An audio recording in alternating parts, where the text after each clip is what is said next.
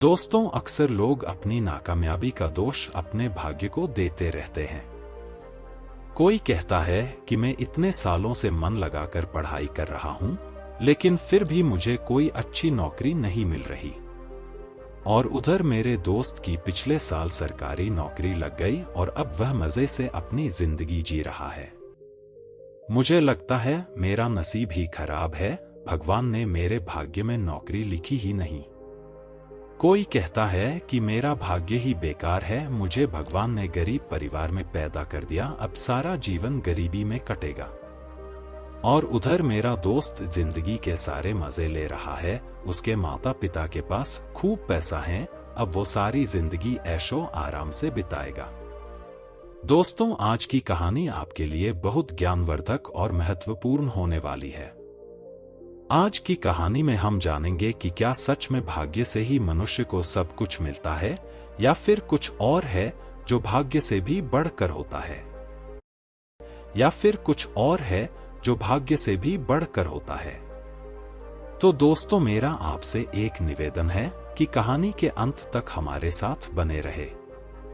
दोस्तों, एक बार एक इंसान अपनी जिंदगी से बहुत परेशान था और वह हर समय अपने आप को कोसता रहता था कि क्या जिंदगी मिली है मुझे, क्या जीवन है मेरा। हर परेशानी मेरे साथ ही है, हर दुख मुझे ही आकर घेरता है, हर झंझट मेरे ही सर पड़ती है।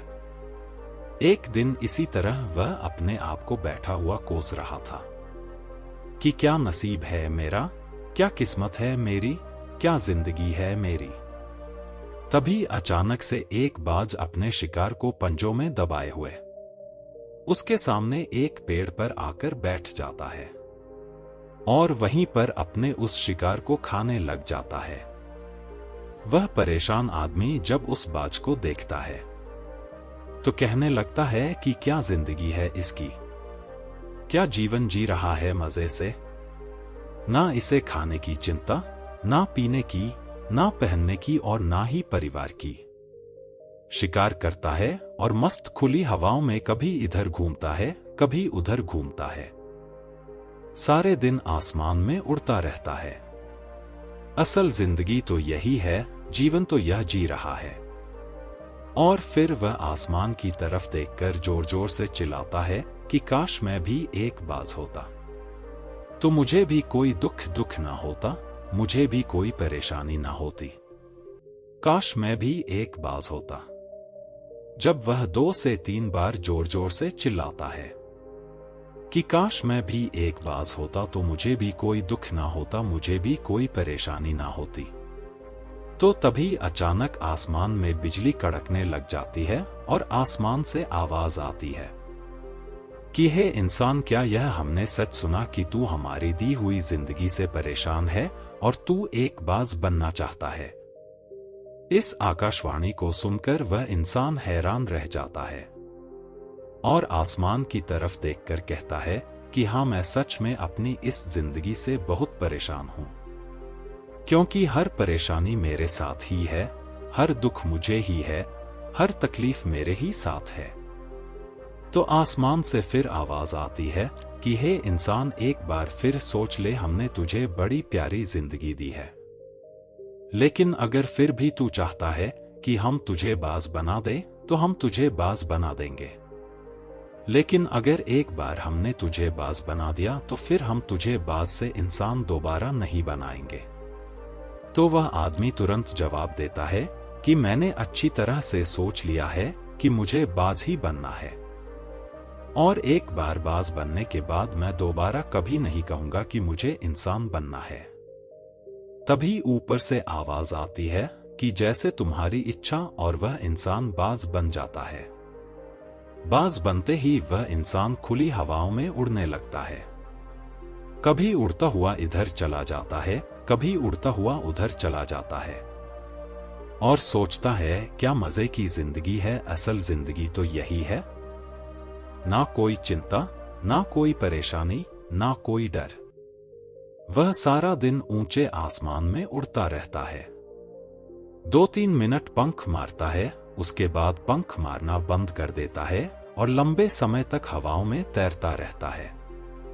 इसी तरह हवाओं में तैरते हुए शाम का समय नजदीक आ जाता है और वह सोचता है कि मेरे पास रहने का एक ठिकाना भी होना चाहिए जहां मैं रात में आराम कर सकूं। तो यह सोचकर वह छोटी छोटी लकड़ियां इकट्ठा करने लग जाता है और एक ऊंचे पेड़ पर अपना घोंसला बनाने लग जाता है।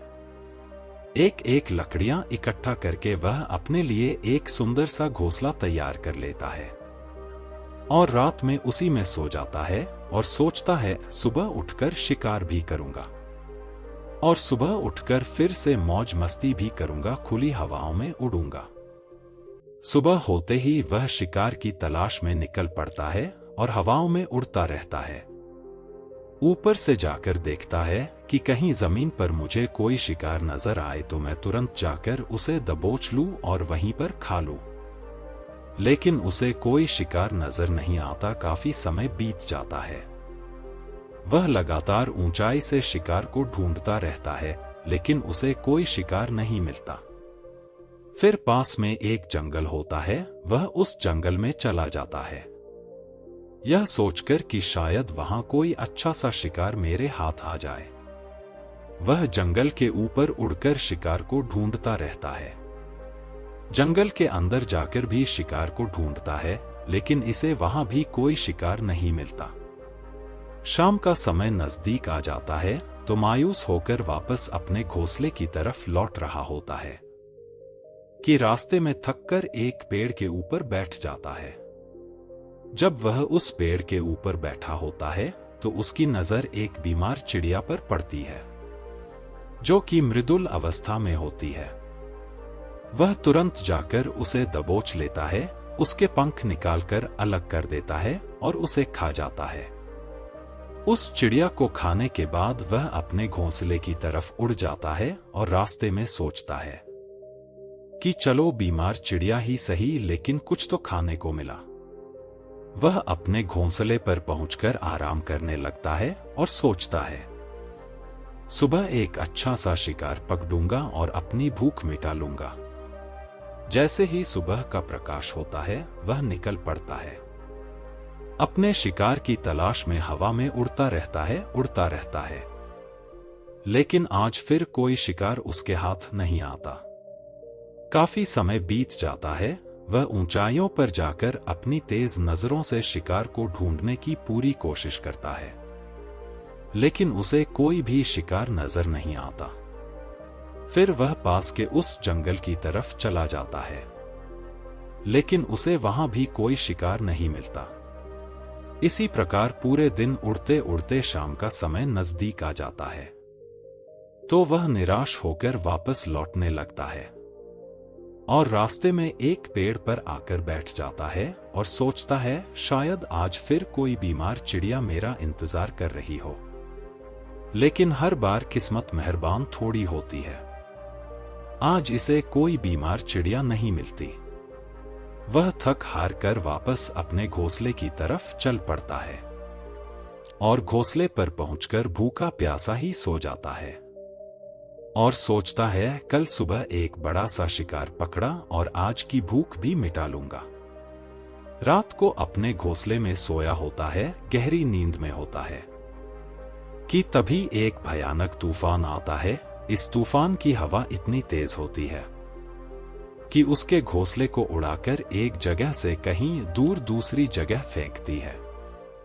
तो वह जहां पर गिरता है वहां नीचे एक नोकदरा लकड़ी पड़ी होती है जो उसके पंजे में गड़ जाती है और इसे बुरी तरह घायल कर देती है।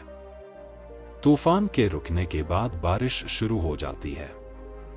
तेज बारिश होती रहती है, पर वह किसी तरह से पेड़ों के नीचे छुपकर बैठा रहता है। बड़ी मुश्किल से उसकी रात कटती है। जब सुबह होती है तो बारिश रुक जाती है।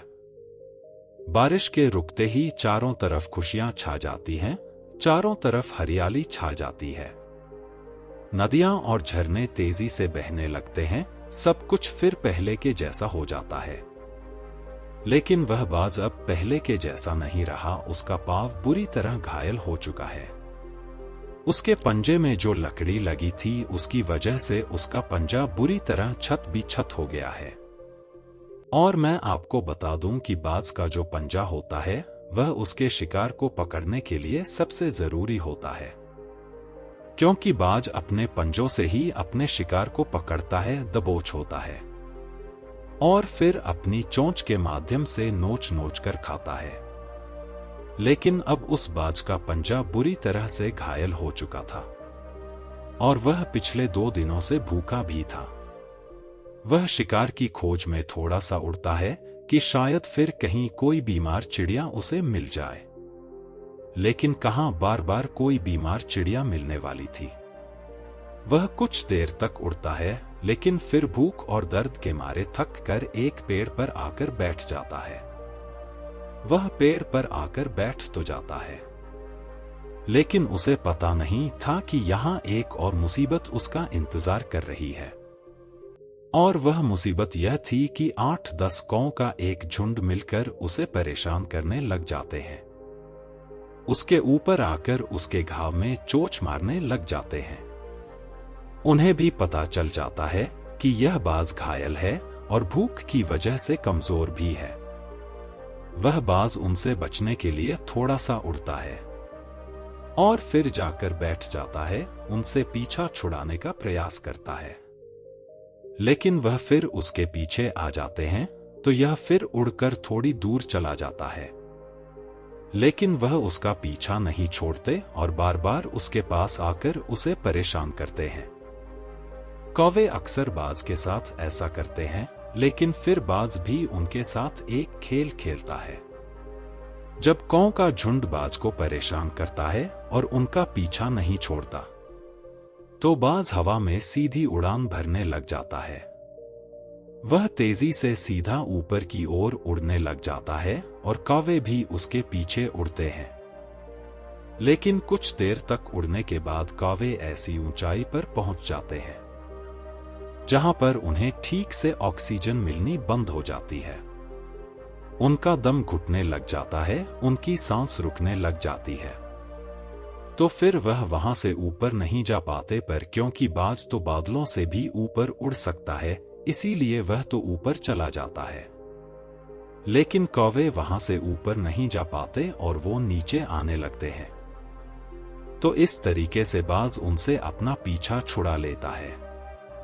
लेकिन ऐसा करने के लिए, इतनी ऊंची उड़ान भरने के लिए उस बाज के पास उतनी ताकत नहीं थी, क्योंकि वह भूखा भी था और घायल भी था।